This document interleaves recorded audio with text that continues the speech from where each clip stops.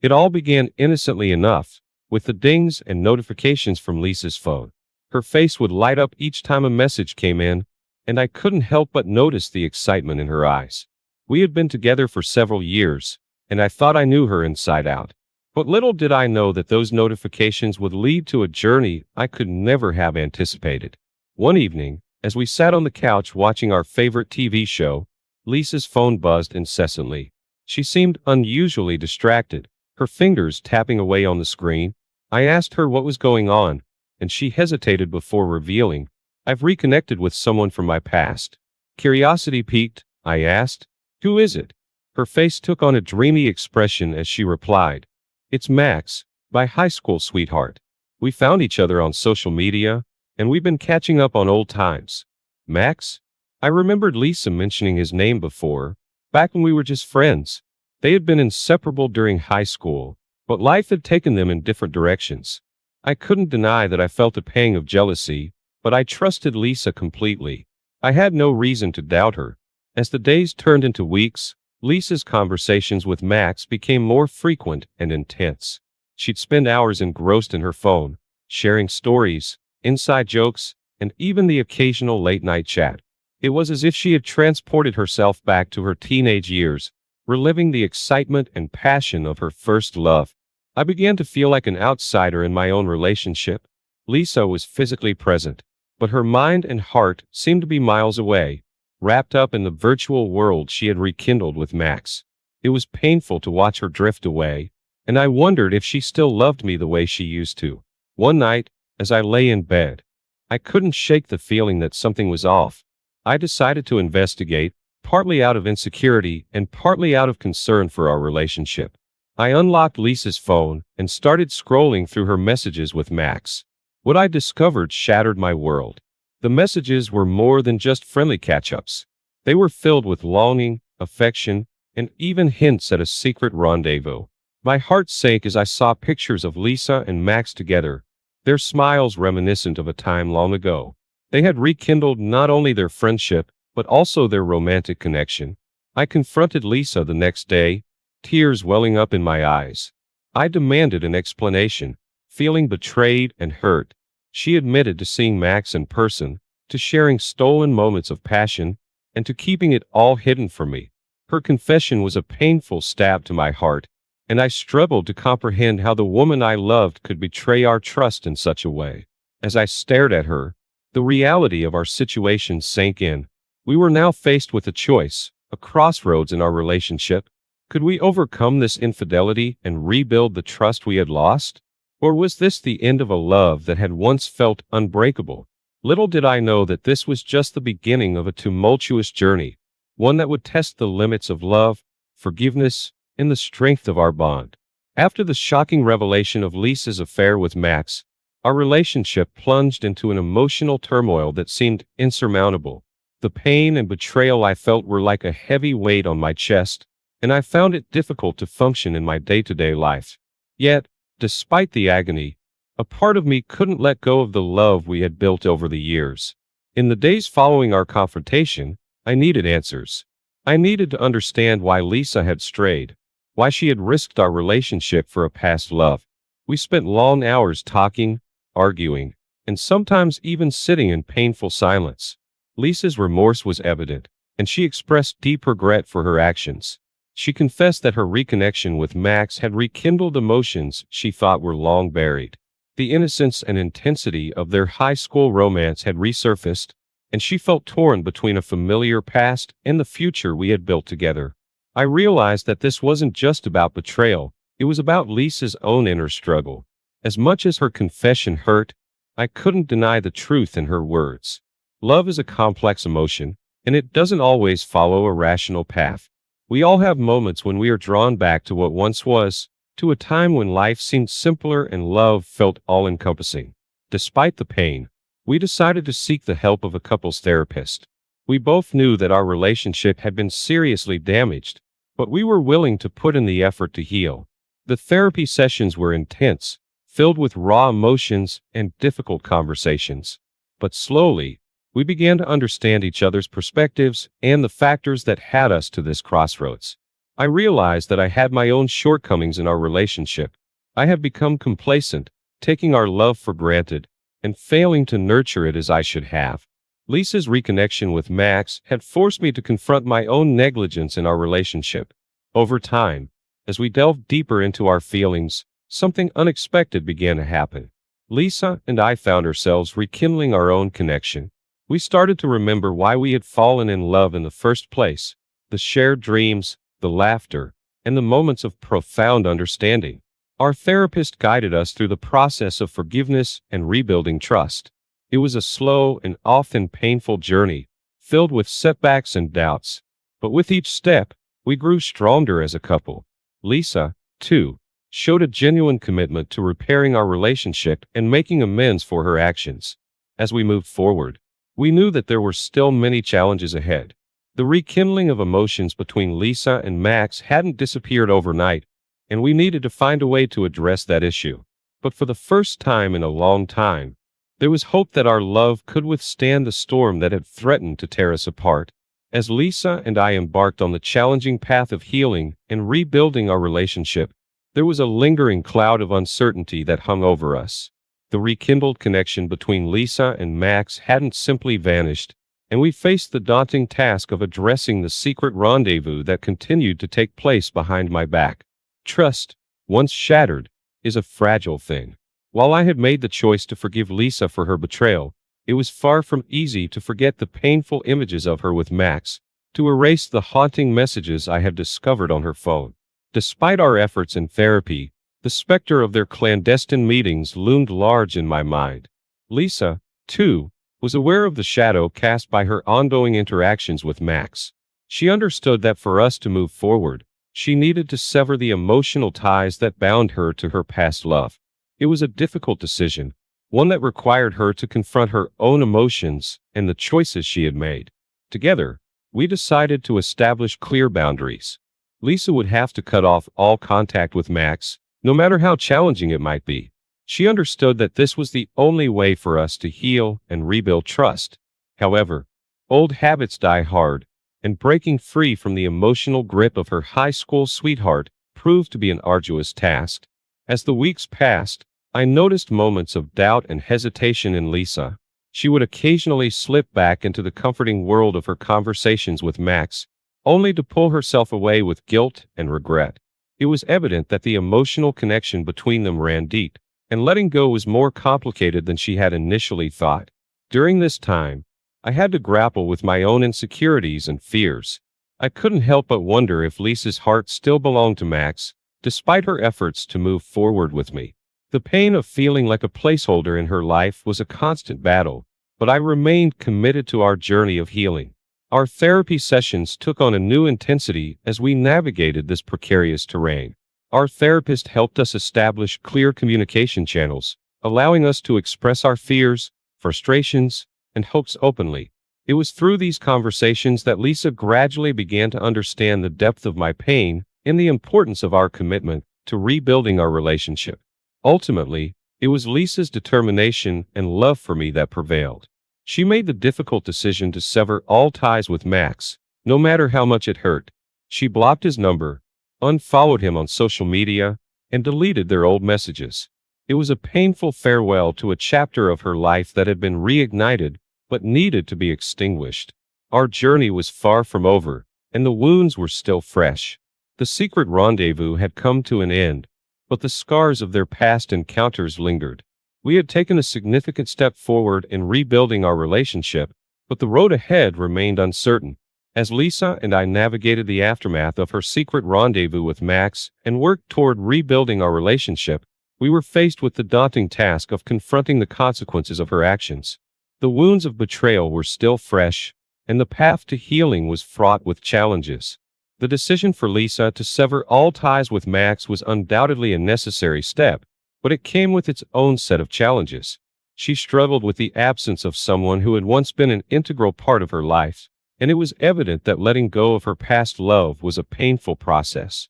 I, too, continued to grapple with my own emotions. The scars of betrayal ran deep, and it was difficult to fully trust Lisa again. The images of her with Max, the intimate messages I had discovered, and the knowledge that she had chosen to hide her actions haunted me. Forgiveness was a choice, but it was a choice that required time and effort to fully embrace. Our therapist played a crucial role in guiding us through this turbulent phase of our relationship. We continued to attend regular sessions where we discussed our progress, our setbacks, and our fears. It was during these sessions that Lisa and I both recognized the need for transparency and open communication. We began sharing our deepest thoughts and feelings, no matter how painful they might be. Lisa admitted the guilt and regret that plagued her, acknowledging the hurt she had caused me. I, in turn, expressed the insecurity and fear that had taken root in my heart. It was through these conversations that we started to rebuild the emotional connection we had lost. But the consequences of Lisa's actions extended beyond our therapy sessions. We had to face the judgment and questions of friends and family who had known us as a couple. Some were supportive, offering their guidance and understanding, while others were quick to pass judgment. It was a reminder that our journey to repair our relationship was not only an internal one, but also a public one. One of the most significant consequences we faced was the strain on our own social circles. Lisa's decision to cut ties with Max had repercussions among their mutual friends, leading to awkward encounters and fractured relationships. It was a painful reminder of the collateral damage caused by her actions. Despite the challenges, our commitment to one another remained unwavering. We understood that the road to recovery was a long and arduous one, that we were willing to endure it together. Lisa had taken responsibility for her actions, and I had chosen to forgive her, recognizing that true love sometimes meant finding the strength to move past betrayal. Our journey was far from over, and we knew that we would continue to face hurdles along the way. The scars of our past would always be a part of our story, but we were determined to create a new chapter built on trust, forgiveness, and a renewed sense of love. As Lisa and I continued our journey to rebuild our relationship in the wake of her affair with Max, we found ourselves at a critical juncture. The consequences of her actions had been laid bare, and we were faced with a series of difficult decisions that would shape the course of our future. In the weeks following our therapy sessions and the severing of ties with Max, our relationship had shown signs of improvement. We communicated more openly, and the emotional connection that had been strained began to mend. It was a fragile but promising step forward. However, we couldn't ignore the fact that the shadow of Max still loomed over our relationship. Lisa had rekindled her feelings for him during their secret rendezvous, and those emotions didn't simply disappear. They lingered in the background, casting doubt and uncertainty on our future together. Lisa and I engaged in countless conversations about the path ahead. We acknowledged that our love had been tested in the most painful way possible, and we needed to whether we could truly move forward together or if it was time to part ways. It was a decision neither of us took lightly. We explored the possibility of taking a break to gain perspective, but ultimately, we realized that such a move would only delay the inevitable. The truth was that we still loved each other deeply, and the thought of walking away from the life we had built together was unbearable. Yet, we also recognized the need for healing, growth, and self-discovery.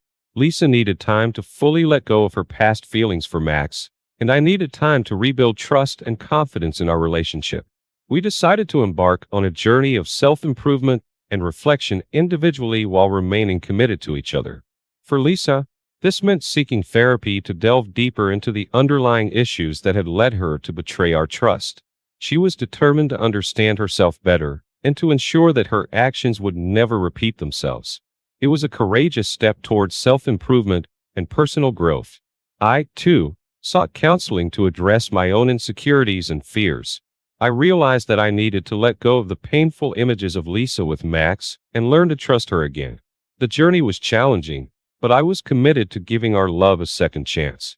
During this time of self-improvement and reflection, we continued to support each other emotionally.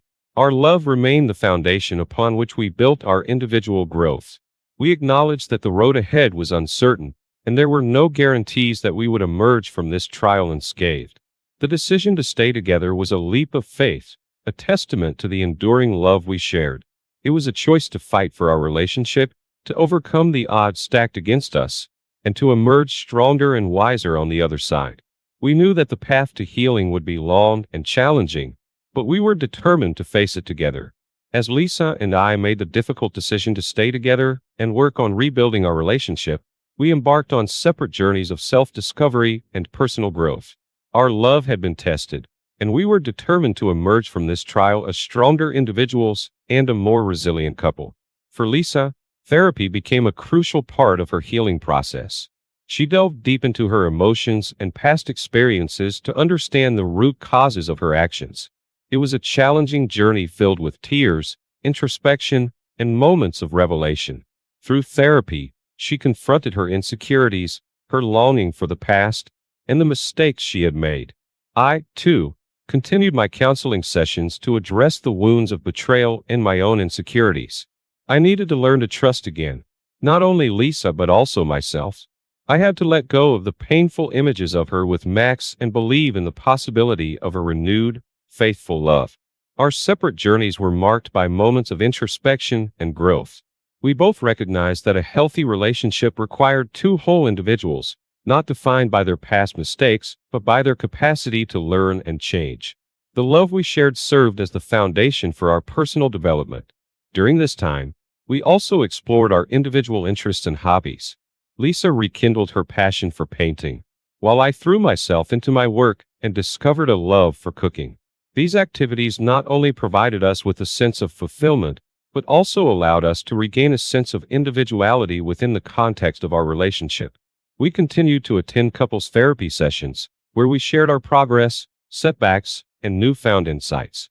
The therapist guided us through the challenges of rebuilding trust and communication. Our willingness to be vulnerable and honest with each other strengthened our bond. Despite the progress we were making, doubts and insecurities still plagued us from time to time. The pain of the past lingered in the background, a constant reminder of the challenges we had faced. We recognized that healing was not linear, and setbacks were a natural part of the process. Through it all, our love remained the driving force behind our commitment to one another. We had weathered the storm of betrayal and emerged on the other side with a renewed sense of purpose. Our shared experiences, the trials and tribulations we had faced together, had deepened our connection. As we continued our separate journeys of self-improvement, we also began to explore new experiences together. We traveled to places we had never been, tried new activities, and focused on creating positive memories. These shared experiences reinforced our bond and provided a fresh perspective on our relationship. Our separate journeys of self-discovery and personal growth have been filled with challenges, introspection, and growth. As Lisa and I continued to work on rebuilding our relationship, we reached a pivotal moment in our journey, a moment that marked the culmination of our efforts and the beginning of a new chapter in our love story. The progress we had made individually was evident in the way we communicated and supported each other. We had become more attuned to each other's needs, fears, and aspirations. Our trust, though fragile at times, had begun to solidify as we consistently chose to be honest and vulnerable with one another. One of the most significant milestones was the gradual fading of the painful memories of Lisa's affair with Max. While those memories would never fully disappear, they no longer held the power to haunt our relationship. We had learned to let go of the past and focus on building a brighter future together. Our couples therapy sessions continued to play a crucial role in our progress. Our therapist helped us navigate the complexities of rebuilding trust and ensuring that we were both fully committed to the journey ahead. We acknowledged that there were no guarantees, but our love and determination had carried us this far. We celebrated our progress with a symbolic gesture, a renewal of our vows. In a small, intimate ceremony, we reaffirmed our love and commitment to each other. It was a moment of renewal and a testament to our enduring bond. The words we exchanged carried the weight of our shared experiences and the promise of a better tomorrow. Our shared experiences had also deepened our connection. We had traveled to new places, explored new activities, and created countless memories together. These positive experiences helped us focus on the present and the joy we found in each other's company.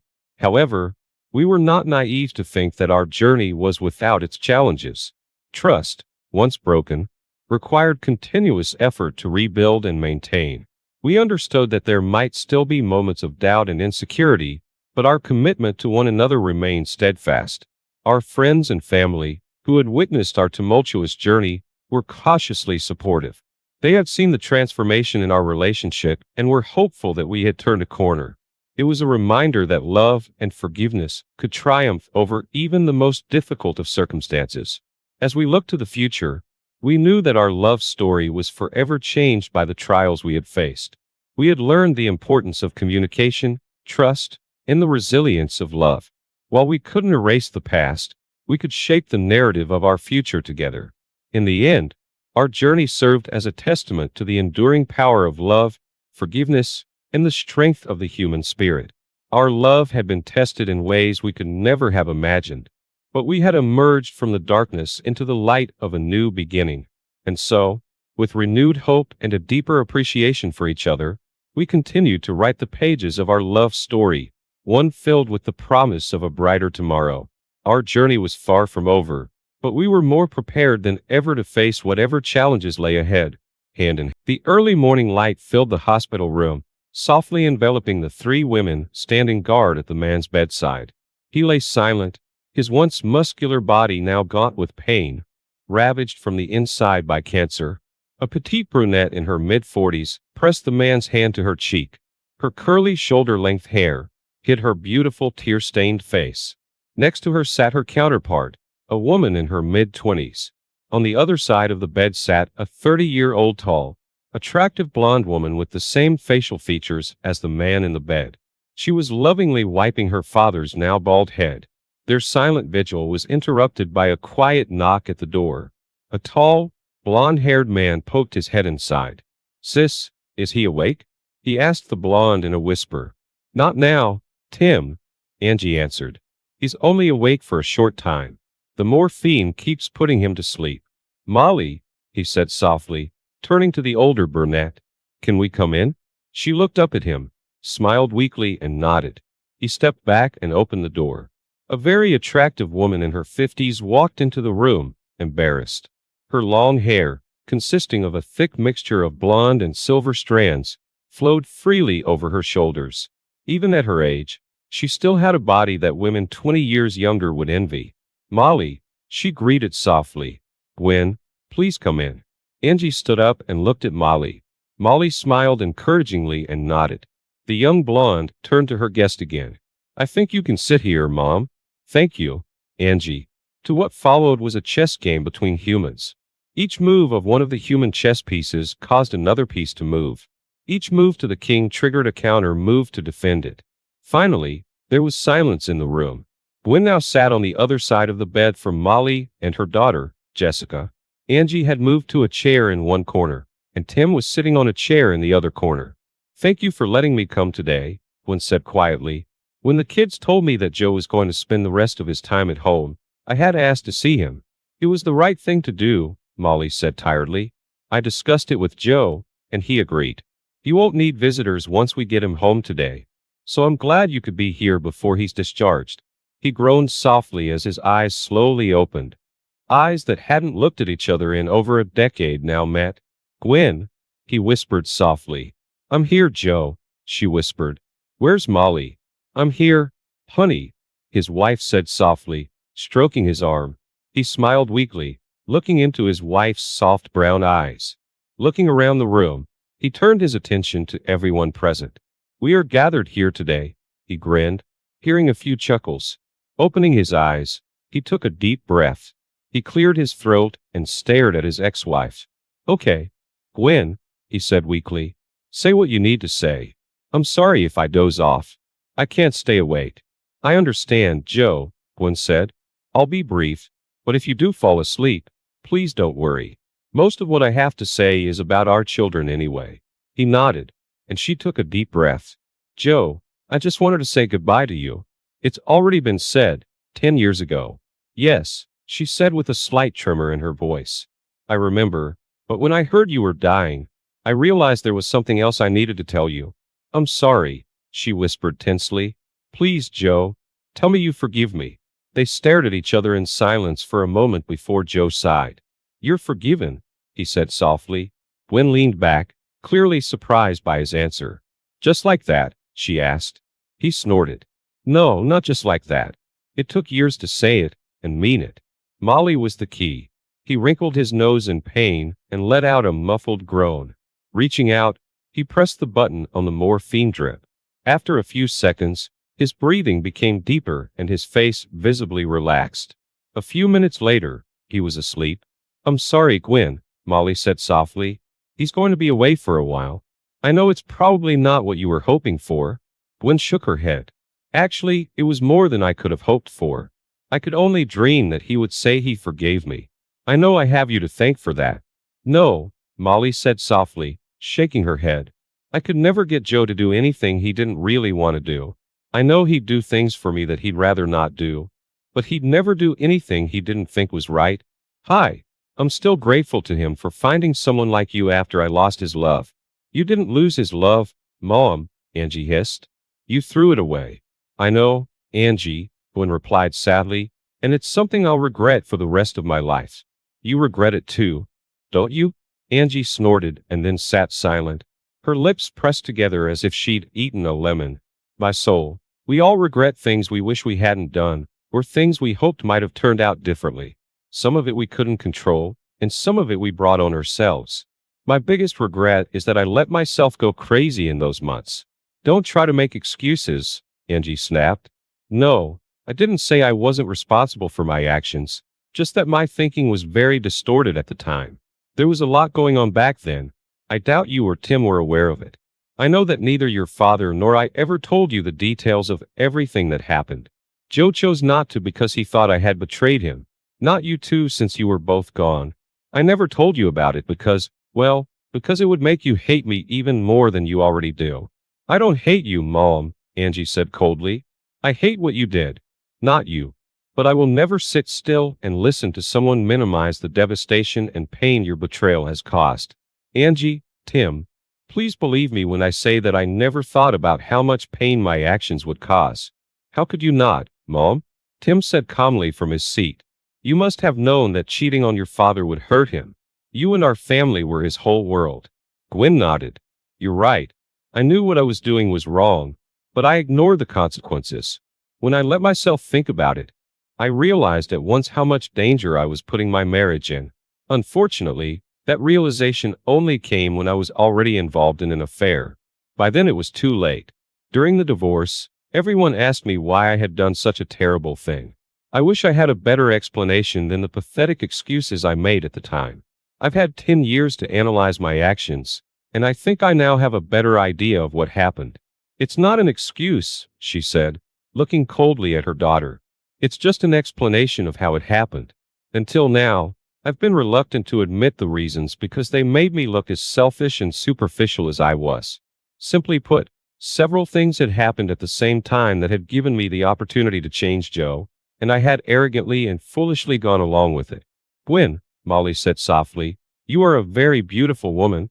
I'm sure that in all the years of your marriage, you've had many opportunities to break your marriage vows."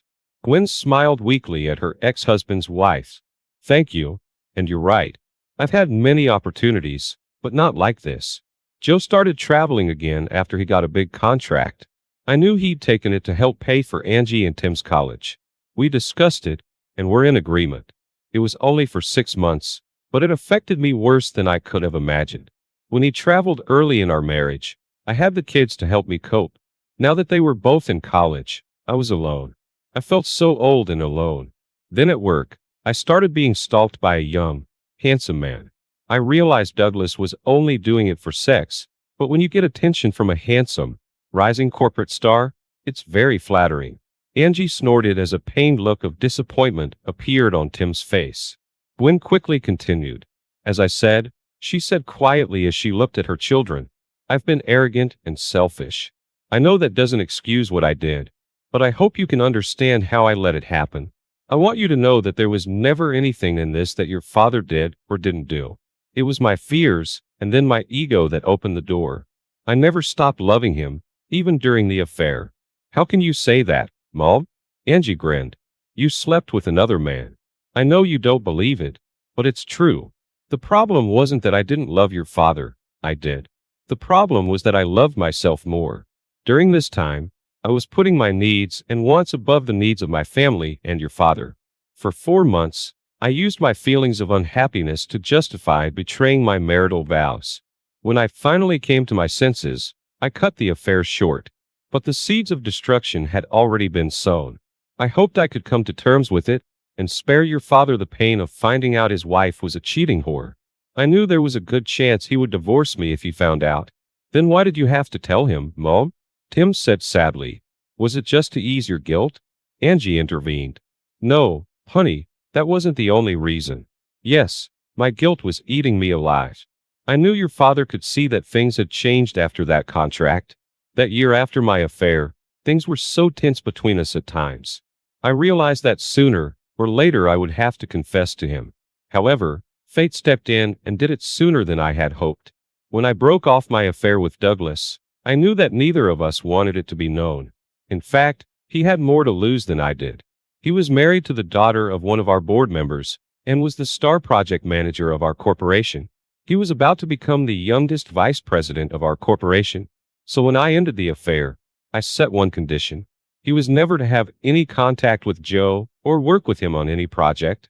In the past, my corporation had contracted with your father's company on numerous occasions, and I couldn't bear the thought of Joe reporting to Douglas.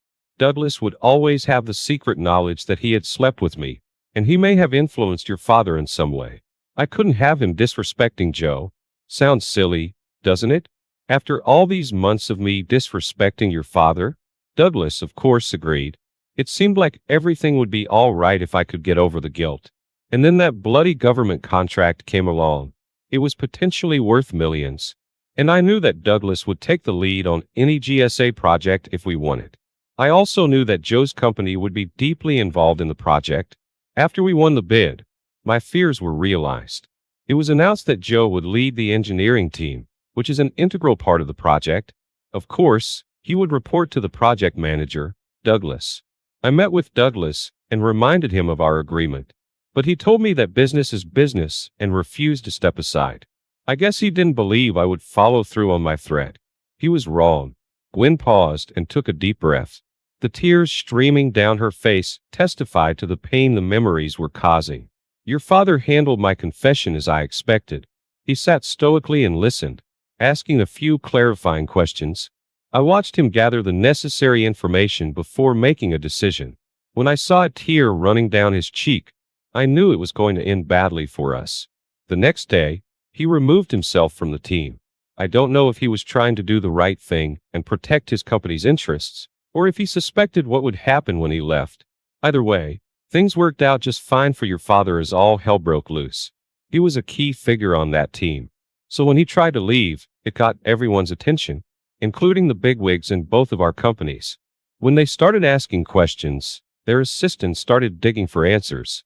It didn't take them long to uncover the affair between Douglas and me, and that's when the nightmares that had plagued me for the past year became a reality. As I expected, the dollar sign outweighed all of Douglas' influence, and he was removed from the project. This, however, went in favor of Joe and his company.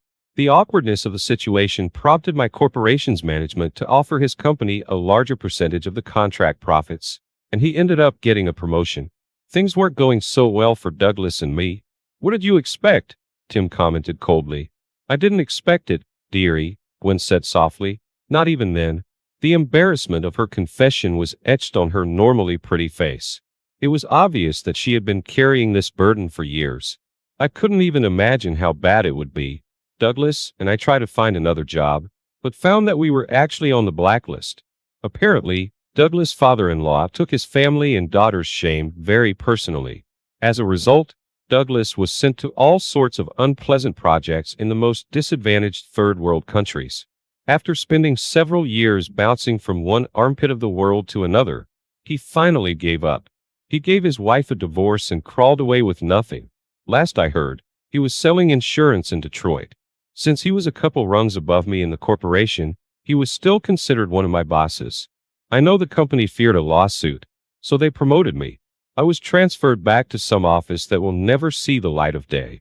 I guess I shouldn't complain. The money is decent, but my career is basically over. She paused and looked into the eyes of everyone in the room, as if trying to gauge how they took her confession. Jessica squinted. She hated to hear her stepfather betrayed. Molly looked worried and wary. It was clear she already knew most of this.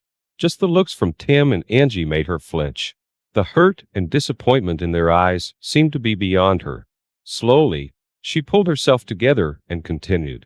If I thought things were bad at work, what was happening at home was pure hell. My marriage was crumbling, and there was nothing I could do to stop it. Joe sat down and talked to me several times after he filed for divorce. I apologized until I was blue in the face. I told him that none of this was his fault, that I was the one who ruined our wonderful marriage.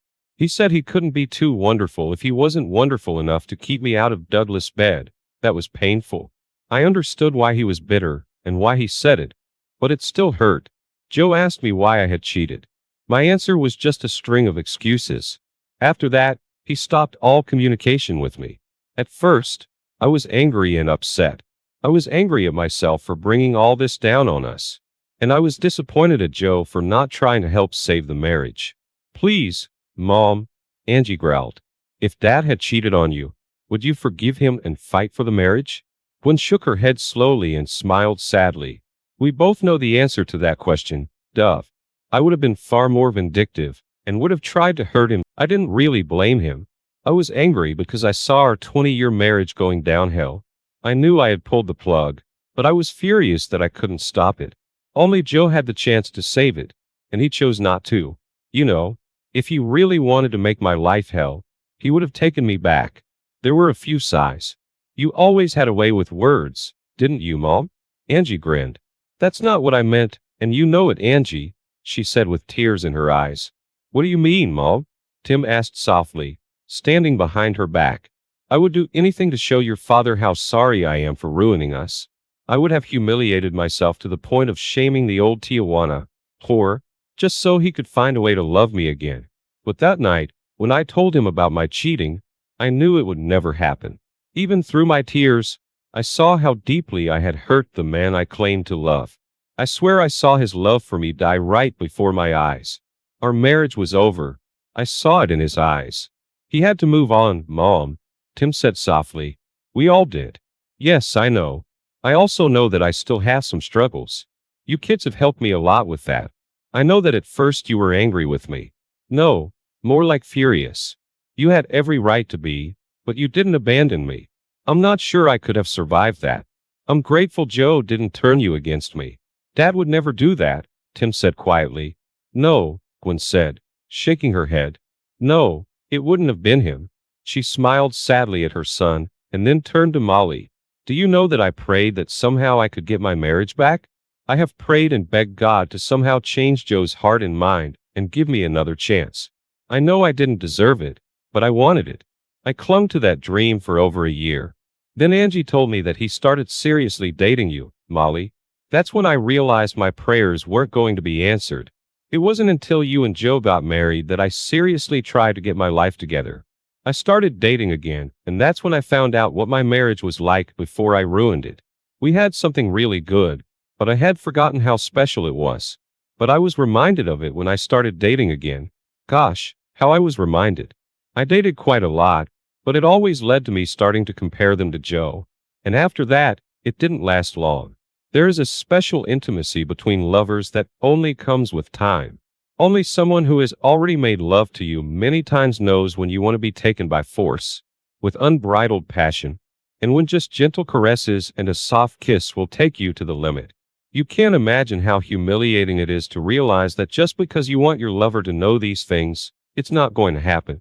Not because he doesn't want to, but because he doesn't know you and your body well enough to understand what brings you the most satisfaction in the moment. My nightmare was realizing that I was the reason these things were gone. Because of my actions, every romantic relationship I now had to start from scratch. There were a few relationships that seemed promising over the years. 2 of them even ended up with proposals, but I turned them both down. Why? Molly asked with concern on her face. Why didn't I say yes? Gwen took a deep breath. Well, it's a bit complicated. One of the reasons was that I still loved my ex-husband. Mom, Angie grumbled. No, Gwen snapped back. You can't tell me what I already know. You can't tell me anything I haven't heard and told myself a million times. None of you can tell me how I feel. I love your father, and I always will. I know it won't change anything, but I will always feel guilty for what I did. I'm learning to live with those feelings and move on. In some ways, I've succeeded, but I'm still stuck in other areas. Angie, honey, Molly said softly, trying to calm the situation down. It's okay. I'm not jealous. I know how much your daddy loves me. Gwen flinched slightly. I know that too, Molly, Gwen continued, calming herself down. That's why I felt I could make such a statement. I know that you will have his love forever. I admit to being jealous of it, but it was my own doing. Please, I don't want anyone to think that my feelings for Joe were the reason I turned down those marriage proposals. It's much deeper than that. Like everyone else here, I have wondered, if I really loved my husband as I said I did, how could I have betrayed him like that? I wished I had an answer I could live with. So I compared my love for potential suitors to my love for Joe. And since my feelings for each of them were not as strong as they were for him, I had a problem. If I couldn't be faithful to Joe, how could I pledge allegiance to any of them? I cared enough about them to say no to each of them. It was the right thing to do at the time, as it wouldn't have been fair to them. I'm sorry, Molly said softly. I'm sorry you're going through this. Gwen smiled sadly. It's easy to see why Joe fell in love with you, Molly, she said sadly. You're beautiful both inside and out. Thank you. But please, Molly said anxiously, don't make me out to be some kind of saint. I have my regrets, Gwen. Most of them relate to my first marriage, but one in particular has to do with Joe. Mom, asked a worried Jessica. No, it wasn't something terrible, but I'm ashamed of it. Since Gwen is so brave to talk about her regrets, I'll try to follow her example. It was a few months after Joe and I started dating. Our dates were pretty hot and heavy, but we weren't. Molly paused. Her face contorted as she tried to find the right words. Having sex, Jessica said, smiling. You mean bumping uglies, Angie added, snickering. Hiding a sausage, fooling around, girls, Molly ahed. Knock boots, Jessica howled. Punching, making babies, girls, Molly bellowed, her face turning bright red. Tim laughed with the girls, and Gwen quietly tried to hide her expression of pain. I wanted to tell you, Molly said, trying to regain her composure, that Joe and I haven't been intimate yet. I knew that for him and for both of us, it had been a long time coming, and the sexual tension between us made things difficult. And then I overheard the phone ringing. It was obvious that Molly was starting to feel uncomfortable. Taking a deep breath, she continued. I heard Joe talking to someone. At first I thought it was you, Angie, but now I realize I don't know who it was. But whoever it was, Joe was talking about a possible reconciliation with Gwen. I knew I loved Joe, but I was still very scared after the disaster of my first marriage. Even though my first husband had left us 9 years ago, I had never let a man as close to me as Joe. I knew he was a good man, that he would be a good father and a wonderful husband. So I decided he was mine. That week, I shamelessly pounced on him, trying to possess him and keep his attention on me alone. In short, I seduced him. Mom, Jessica said, smiling. I highly doubt it took much seduction to get Dad's attention. I mean, gosh darn it. Every time I saw you two, you were constantly touching each other. Seriously, Molly, Angie added. Daddy never seemed to be able to keep his hands off you. Your dad was always very affectionate, Molly replied. Jessica snorted and Angie and Tim smiled. Affectionate is another word for horny. Jessica grinned. Jess, scolded Molly. The 3 adult children laughed. Gwen fidgeted awkwardly in her seat. Mom, said Jessica, still smiling. I don't understand why you regret showing the man you love how much you wanted him. Sweetheart, I don't regret it. I only regret that the fear of losing him led me to do it. I also wonder what would have happened if I hadn't done it. Would Joe have waited for me? Would he have gone back to Gwen? Whatever happened, I would have hoped he was happy. I know I was more than happy with our life together. Molly, Tim said softly. Dad always said you and Jess saved him. Molly nodded and laughed softly. I know that's true, she said warmly, but he actually saved us too. After my ex left, I had some serious trust issues. I went on dates over and over again for almost 10 years, but those issues kept getting in my way. I had a hard time believing that a man needed me for more than just sex. And then Joe dispelled those misconceptions. Well, Jess grinned. looking at her smirking stepsister. What? Molly asked, confusion written all over her face. Of course Daddy wanted more from you than just sex. Of course he did, honey. My God. Tim. Angie and Jess laughed as they watched Molly's face turn bright red again. Jessica Patterson, behave yourself, she replied, holding back a shy smile. Your father's love was so much more than just that. He's a good man and a wonderful father. Even when he first got sick, he still took care of us. I couldn't have prayed for a better, more loving husband. He has made the last 8 years happier than I could have ever imagined. I never thought Joe seriously considered reconciling with me, Gwen said quietly. I wondered who he would talk to about something so personal. Well, since today is apparently Jerry Springer's family confession day, Angie said sarcastically, it was probably me. Dad and I have had several conversations on the subject. I didn't realize you were so involved in his decisions at the time, Molly said softly. Angie sighed, looked at Jess, then back at Molly. More than you might guess, Angie replied calmly. I knew Dad was at a crossroads, whether to live in the past or move forward. He said he was falling in love with you, Molly, and if he didn't break up with you, he might ask you to marry him. He said he still had feelings for Mom. He told me that you can't be married to someone for that long and not have feelings for her. I asked him about those feelings. He said that while before it was almost pure love, now it was a mixture of love and hate, anger and bitterness, fatigue and despair. He was questioning whether to go back and try to deal with these feelings or start over. Naturally, since I was trying to set him up with Molly, I pushed him into it. You tried to set him up with other women, Gwen said sadly. I didn't realize you hated me so much. Mom, like I said, I don't hate you, but it wasn't about you, it was about Dad. I saw what your cheating had done to him. It almost killed him. He may have looked strong and calm on the outside, but inside, he was bleeding. I stayed with him that summer after you told him about your affair. It was a month after you confessed, and all hell broke loose. I can't tell you how many times I went up to his room to check on him, and heard him crying. He didn't cry in front of me, but when he was alone in his room, he let the pain come out. I sat quietly outside his door in the hallway, and cried with him. Tears filled Gwen's eyes, and she shook her head slowly. I never knew, she said quietly.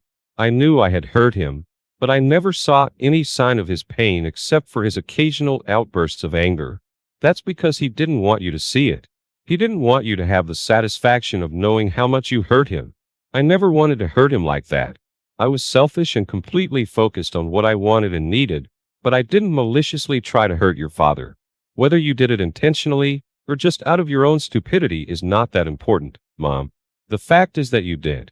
So when he was faced with the choice of going back to a wife who cheated on him and poisoned years of good memories, or starting over with a woman who loved him and would never cheat on him, I insisted on the latter. We all know it would have taken months or years of working through trust issues before he could relax and be happy with you again, Mom. So heck yes, I insisted that he start over with Molly. I do feel a little bad for manipulating him, and I feel kind of bad that I had a hand in making sure you two weren't together anymore. But honestly, Mom, it wasn't about you anymore.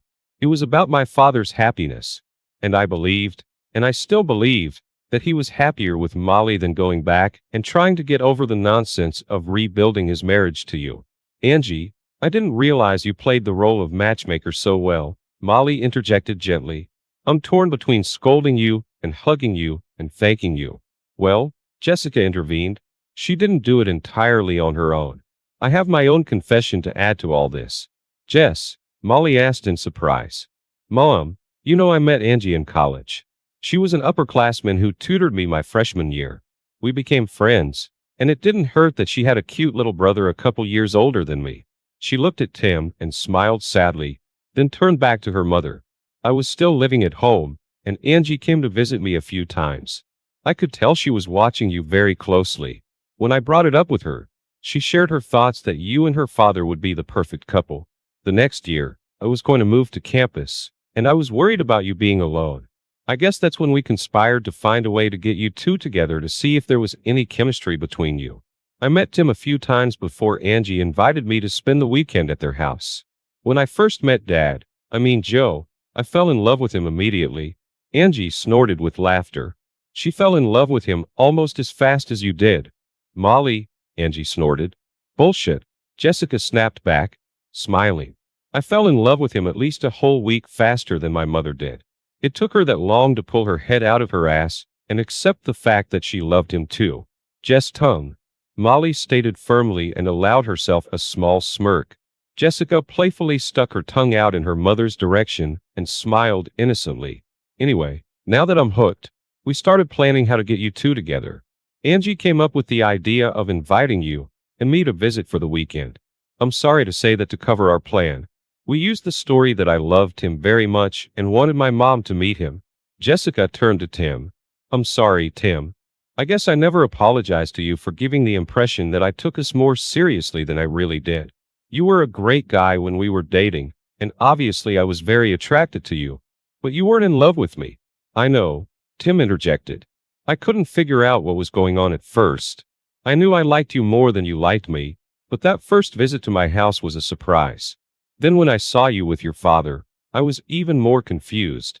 I won't say that a guy's ego doesn't suffer when his girlfriend falls for his father more than him, but after your next visit with your mom, I finally understood everything. Until then, I was afraid I had fallen in love with a girl with serious issues with her own father. Well, Jessica laughed. I guess that's true in a way. I don't know many 19-year-olds who change their last name when their mother remarries. Even though we'd never lived under the same roof before, he was more of a father to me than any other man. Well, Tim grinned. After seeing your mom and watching your father's reaction to her and you, it became quite obvious. I'd forgotten how long it had been since I'd seen him smile and laugh like that.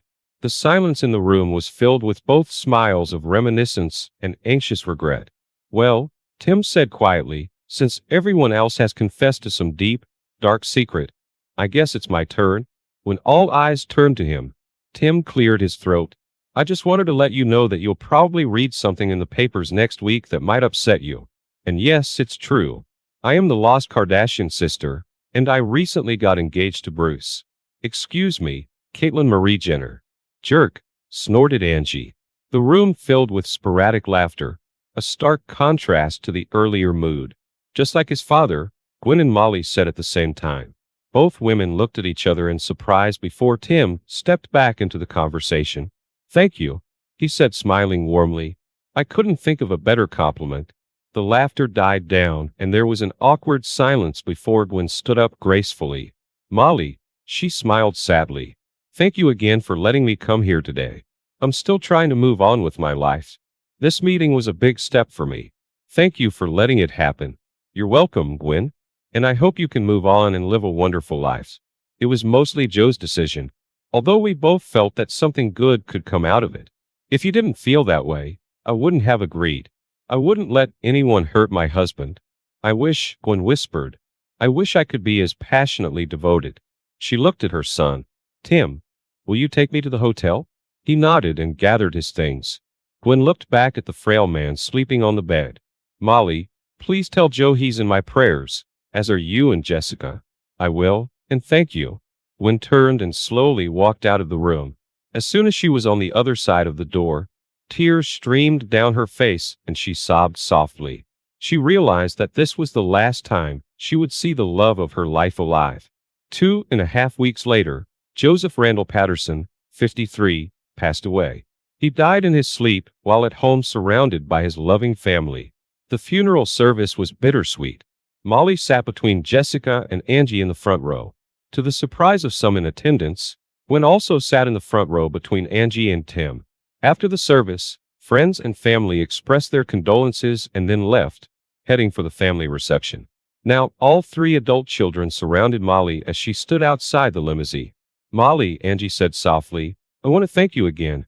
I never thought I'd see Dad smiling again after the divorce, but you and Jess brought it back into his life. You reminded him that he could love again, and there was no doubt that he loved you both. Molly reached out and gently took her hand. Never forget how much he loved you and Tim. He was always so proud of you both. We know, Tim said, smiling sadly, but divorces make them hard on everyone. Even though Angie and I had already left home, their divorce was hard on us. We wanted to be there for Daddy because he was so hurt and angry, but we couldn't be there every day. We are so thankful he found you. Angie, and I also want to thank you for the way you treated Mom these past few weeks. You allowed her to say goodbye to Dad and be a part of the celebration of his life today. Not many people would let an ex-spouse do that. Honey, your father and I knew this was important to Angie and you, as well as your mother. It means more than you realize, Angie added softly. When Daddy fell in love with you, he was able to move on with his life, and Mommy never could. I hope the fact that you and Dad let her say goodbye will help her. Molly, not only did you give my dad a new life, but you may have allowed my mom to do the same. Your dad and I love you both so much, Molly started to say, but her voice broke. I love you both. Molly tried to suppress her sobs as she leaned against the limo. Tears began to run down her face. I'm really going to miss him, she sobbed. Tim stepped forward and put his arms around her as she buried her face in his chest and burst into tears. The two young women embraced each other as they watched her grieve the loss of her love. Gradually, she came to her senses, and everyone turned their attention to the lone woman kneeling beside the grave. Ignoring those present, the woman sobbed quietly. She gently stroked the cold marble headstone, whispering words to the man she once called husband.